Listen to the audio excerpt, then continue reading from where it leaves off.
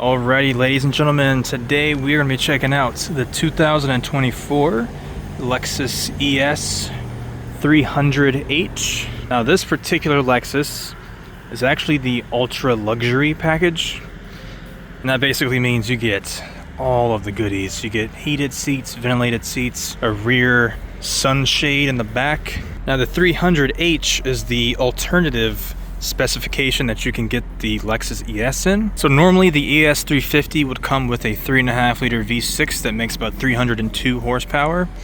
Instead, the 300h gives you the hybrid version alongside a 2.5 liter 4-cylinder that makes about 215 horsepower. So I actually used to own a 2019 Toyota Avalon, and the ES and the Avalon were basically shared on the same platforms, and I cross-shopped between the ES and the Avalon at the time of my purchase. I decided to go along with the Avalon because it was more unique in my opinion. You got sequential turn signals, and it was a cheaper price for a lot of the same things that you can get on the ES. However, the ES is honestly just in a whole different league. Now, it's not quite as nice as the LS that they sadly discontinued. Honestly guys, the Lexus ES is so beautiful. It's not extremely expensive. So starting off in the rear, we have the ES300h badge. Then we have the Lexus badge along with the rear view camera. Some more chrome accents. Now this trunk is power operated. There's a button right here, kind of above the E. Just press it and it opens up like so, and you get access to a pretty decent amount of space for a sedan, and you do get this nice rubber floor mats along with a spare tire underneath this. Also have a pass-through behind the middle seat. However, the Avalon, you can actually fold down the back seats, but in the ES you cannot. If you want to close the tailgates, you can either pull it down yourself or press this button and it comes down like so. Onto the back seat. I love the way this door feels. When you pull the handle, it just feels so solid, guys. Like, it's crazy. Now, the weight itself pretty much feels identical to my Avalon, but the quality of the materials are drastically different. So this is my driving position at 5'11". Okay, sounds pretty solid. Let's hear that again. Now, I do have one serious gripe with the back seats of the Lexus ES. I have absolutely no idea why Lexus decided to do this or to not include this, but you don't even get heated rear seats back here. I just find that to be insane. The ultra luxury is the top of the line ES, and you don't even get heated seats in the back. My Avalon Limited got heated back seats for like 20 grand less. So a nice thing about the back seats, however, you do get sunshades. Not only do you get this sunshade, you also get one right here for this tiny little window. And then I will show you guys when I get in the front, but the back window can also activate the sunshade. Now, when it comes to the ES and pretty much every Lexus product, the door handles are just beautiful. These door handles are aluminum and they just feel really good to open the door. It feels so smooth. You get tons of wood accents in this vehicle, and it feels really nice to touch too. The Avalon also had real wood accents. So you can get a 12-volt outlet and 2 USB-Cs back here, and then you also get an armrest that folds down with 2 cup holders. So another thing that I love about this particular ES is the color. You get this really nice brown leather with black accents everywhere. It just looks so clean in here, especially with the caramel headliner. Heading into the front doors are significantly heavier than the back doors. We're gonna turn this baby on.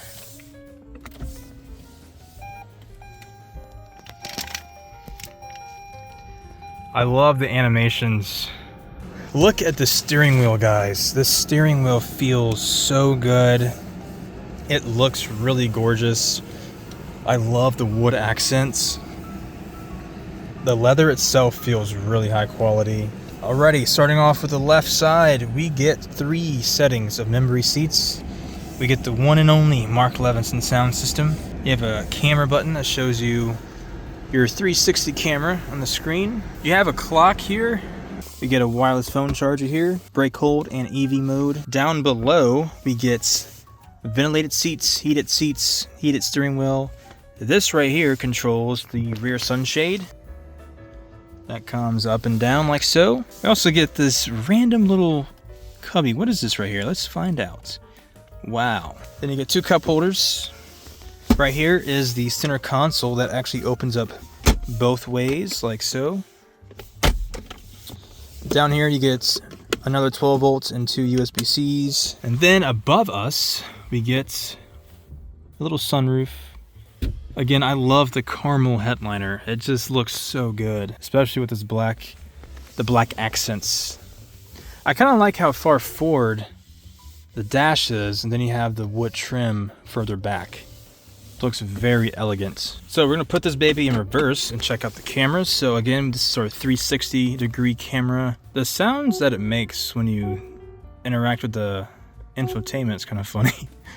You get tons of trajectory options. If you go to settings, there's an option for view under vehicle. And you can also change the color. So I'm gonna show you guys how that looks. This is really cool. So basically, we're in reverse. As you start rolling, the vehicle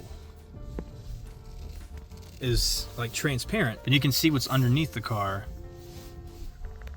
I don't really understand why you would need that on this particular vehicle, because you're not going off-road in this thing.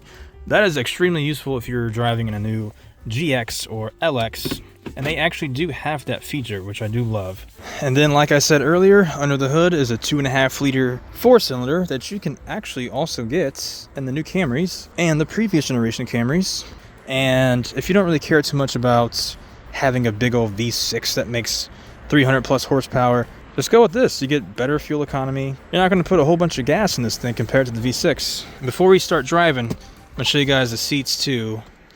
So you get these amazing thigh extenders, tons of options to adjust your seat, and the seats themselves are really comfy. Alrighty guys, so we are driving the 2024 Lexus ES. We're gonna go into sport mode and see how this baby performs with this 2.5 liter inline 4.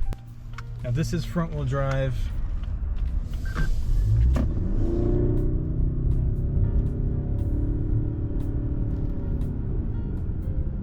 Okay. Not bad.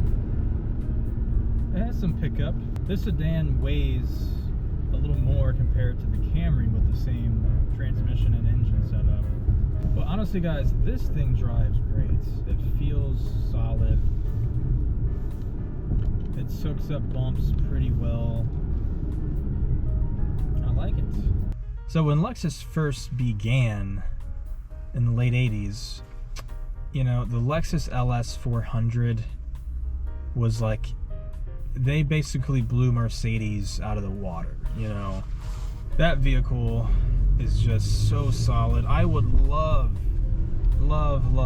to have an LS. Specifically an LS430. I think the 430 is the greatest Lexus vehicle ever made, to be honest with you. Dare I say the greatest sedan of all time. The LS400 is really good as well. I just prefer the way the 430 looks. Okay, we're gonna get into traffic here. The turn signal sounds are kind of weak. It's actually a little loud in this car compared to my Avalon. It wasn't that loud. But like I was saying, the LS lineup is just amazing. Now, a lot of people give the LS460 a lot of criticism, you know, specifically because there's so much technology in that vehicle that when things start to break, they're monumentally expensive. So I feel like the 4.6 is one of Toyota's worst V8s. And, you know, the 4.6 and the 5.7 are essentially the same engine. It's just that one is smaller than the other. And in comparison to Toyota's other V8s, it's like the 4.6 is one of the worst options. I'm not saying the 4.6 is a bad engine. I'm just saying in comparison to the other V8s, I would rather have the 430 over the 460. Now, one thing I will say, the LS 600H is actually like one of the most rare LSs you can get. They actually have the 5-liter V8 that you can get in the Lexus F products, like the GSF, the RCF, the ISF, and then the IS500, and the LC500. The list goes on. And if I were to ever get, I'll haul it here. Yeah, this, okay, I'm not gonna lie, guys, the drivetrain and this ES, there's something to be desired. It doesn't have that much power, to be honest with you. The 2.5 liter in this thing, you would definitely have to get the V6, because you will not be having that much fun. Unless you're a car enthusiast and you really want to drive fast like crazy, then go ahead and get the V6. Alrighty guys, I hope you enjoyed today's video. Let me know in the comment section if you own a Lexus ES. If you are interested in checking out this particular ES with only 27,000 miles, go to my description, click on that link, and it will take you straight to the website to buy this vehicle or to test drive it or do whatever. And as always, please subscribe, share the video, like the video, and I will catch you all in the next one. YotaDude out.